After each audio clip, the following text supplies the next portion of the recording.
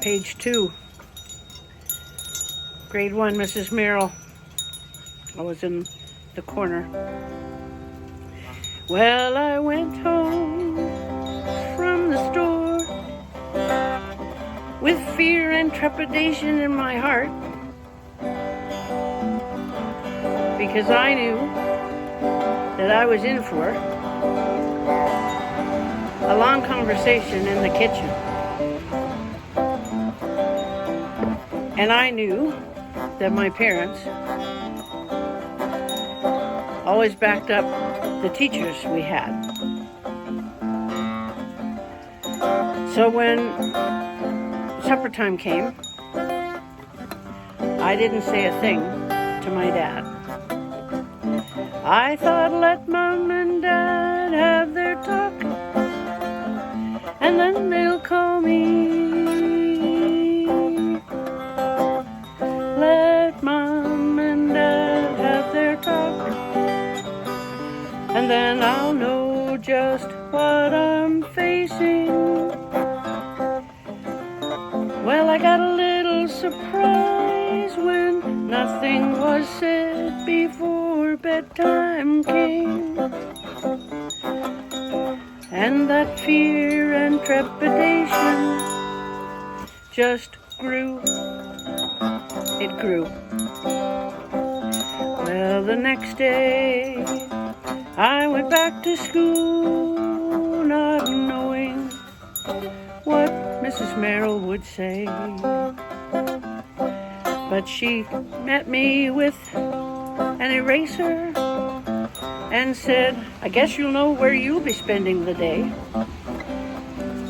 So I didn't bother to go to my desk.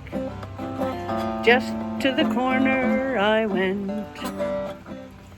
and for the day erasing I spent.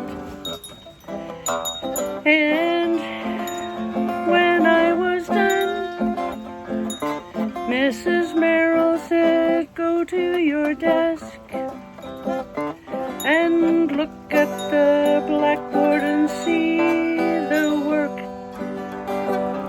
that the rest of the class has done, and you can spend the rest of your time today catching up on what you missed.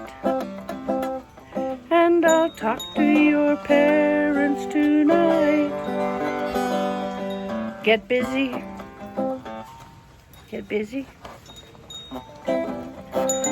So I did what I could do, even though I was thinking of home.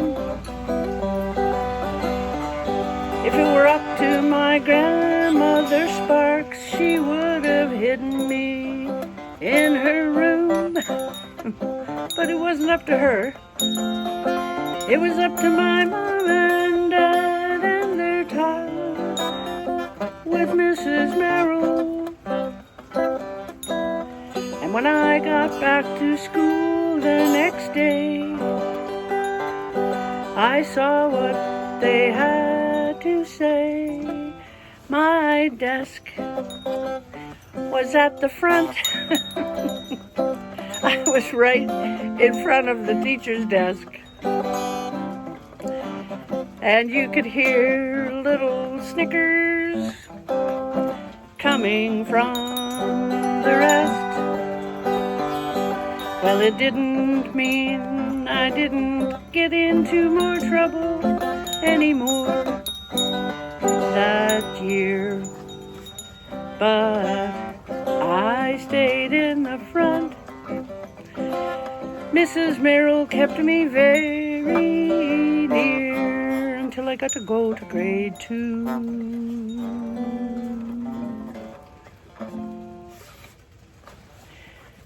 Mrs. Merrill was a good teacher. My parents were good parents. Got a mosquito bite. Good people. Taught valuable lessons. If you're going to go to the corner with a pencil, you better take an eraser with you. can't do it all in one day. Part 2 and the end.